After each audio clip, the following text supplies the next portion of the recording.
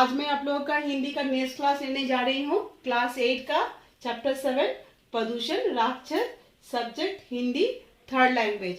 तो मैंने आप लोग का जैसे ये चैप्टर पहले स्टार्ट कर चुकी हूँ, तो आज मैं इसका जो बाकी का पार्ट है वो मैं आपको पढ़ाने जा रही हूँ।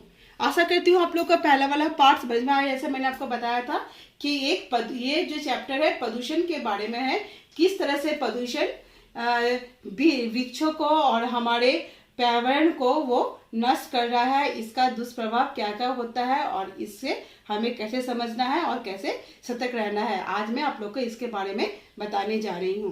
ठीक है, आप अपना किताब निकालिए। आज मैं आप लोग को ये दिखाने जा रही हूँ नेक्स्ट पार्ट। आप लोग को यहाँ तक पढ़ाई हुआ था, तो जिसमें इसमें कहा गया था कि नीम का पौधा बहुत ही वो भयभीत हो चुका है। उसे लग रहा है कि अब उसका अंत नज़दीक आ गया है और वो आम के पौधे से बता के हमें क्या करना चाहिए। फिर आम के पौधा कहते मुझे भी कोई उपाय नहीं सूझ रहा है, इसलिए वो अपनी माँ धरती और पिता बादल को पुकारते हैं।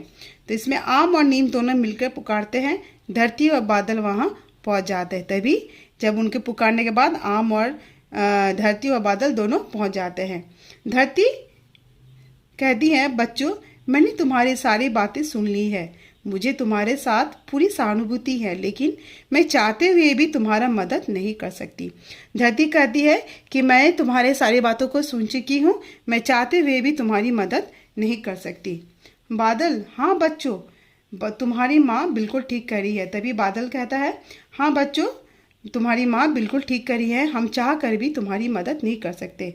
तभी नीम बोलता है, पर आप अपने बच्चों की मदद क्यों नहीं कर सकते?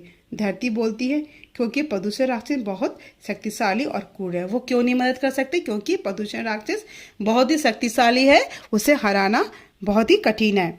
नीम, क्या वह रावण से भी बड़ा और कंस से भी अधिक खतरनाक है? तो फिर वो नीम क्या कहता है, तो क्या वो रावण से भी बड़ा और कंस से भी बहुत अधिक खतरनाक है? आम, राक्षस कितना भी बड़ा और शक्तिशाली क्यों ना हो, वो किसी न किसी के हाथों मारा ही जाता है। तभी आम क्या कहता है कि चाहे कोई राक्षस कितना भी शक्तिशाली हो और कितना भी बड़ा हो, वो किसी न किसी हाथों मारा जाता है। धरती पुत्र, तुम्हारा ये कहना ठीक है, लेकिन ये राक्षस का निर्माण तो स्वयं मनुष्य ने ही किया है। तो इसमें धरती क्या कहती है कि ये तुम्हारा कहना ठीक है कि जब भी कोई राक्षस कितना भी शक्तिशाली और बड़ा क्यों ना हो, वो किसी ना किसी के हाथों मारा जाता है। लेकिन तभी नीम वो बहुत ही आश्चर्य होता है, मनुष्य ने? तो इसमें धरती कहती है कि हाँ, ये तुम्हारी कहना ठीक है कि यह राक्षस का निर्माण तो स्वयं मनुष्य ने ही किया है। ठीक है, क्योंकि हाँ, उसने कहा कि धरती कहती है कि जो शक्ति से राक्षस तो मार तो जाता है, लेकिन ये जो प्रदूषण है ये मानव निर्मित है। तभी नीम क्या कहता है, मनुष्य ने? वो आश्चर्य से कहता है, धरती, हाँ मनुष्य ने, इसी को लोभ, लालच और गलत नीतियों के कारण हम राक्षस का जन्म हुआ है, अतः हम उनसे अधिक उम्मीद नहीं कर सकते। तो धरती क्या कहती है, मनुष्य के इसी तरह की गलत नीतियों, उसके लालच के कारण ही प्रदूषण राक्षस का जन्म हुआ है और उसकी उम्मीद भी हम नहीं कर सकते। बादल, यह हमारे दुर्भाग्य कि हम अपने सामने अपने बच्चों को मरते हुए देखेंगे। फिर बादल क्या कहते हैं कि ये हमारा बहुत ही दुर्भाग्य है कि ये हमारा अपने बच्चों को अपने सामने मरते हुए देखें। तो इस तरह से बादल और धरती उन्हें दिलासा देते हुए कहते हैं कि ये हमारा दुर्भाग्य क्या है कि हम अपने सामने बच्चों को मरते हुए देखेंगे। ठीक है, तो इस तरह से आप लोग इस कहानी से आप लोग को पता चलता है कि वे जो वृक्ष पेड़ पौधे हैं वे प्रदूषण से भयभीत हो गए हैं। वो आपस में वार्तालाप करते हैं कि किस तरह से इस प्रदूषण से वो बच सकते हैं, और वो इसका कारण किसको कहते हैं, मनुष्य कहते हैं कि मनुष्य ने ही प्रदूषण का निर्माण किया है। ठीक है, तभी अब इसका जो नेक्स्ट अध्याय मैं नेक्स्ट वीडियो में आप लोग को बताऊंगी। तो आज मैं आप लोग को यहीं तक पढ़ाती हूँ। तो मैं आप लोग को कुछ इसमें जीवन मूल्य के बारे में बताना चाहती हूँ।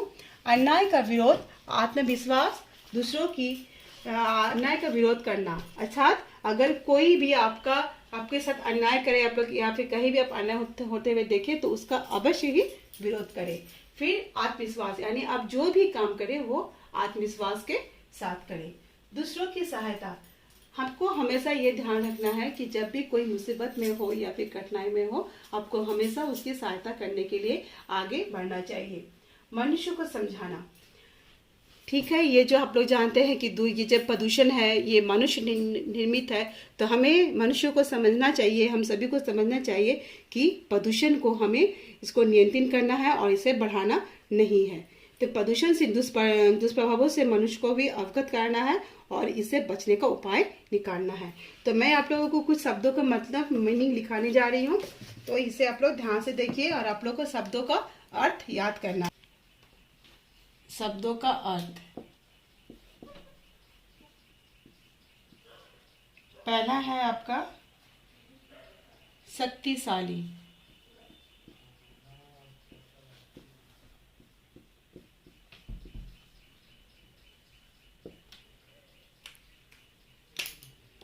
यानी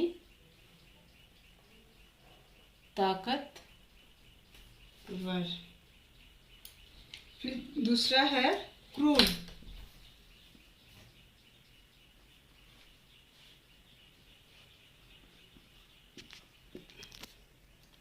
कठोर,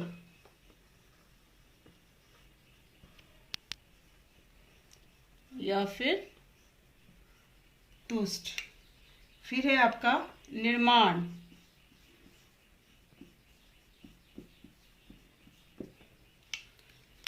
बनाना,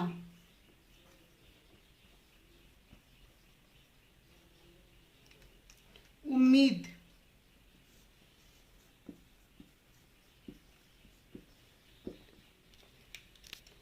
आशा,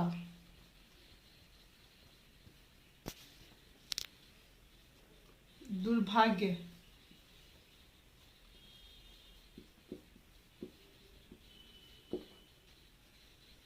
बुरी किस्मत।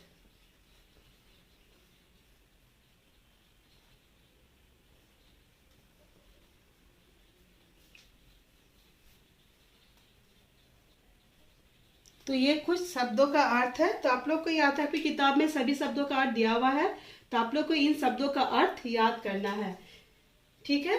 तो आशा करती हूँ आप लोग को यहाँ तक आपको ये चैप्टर समझ में आ गया है।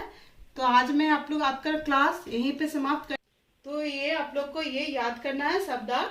तो आज मैं आप लोग को यहीं तक पढ़ाती हूँ, आशा करती हूँ आप लोगों को समझ में आ गया है। बाकी का पार्ट मैं इसके नेक्स्ट क्लास में बताऊंगी। तो आज मैं आपका क्लास यही समाप्त करती हूँ। धन्यवाद।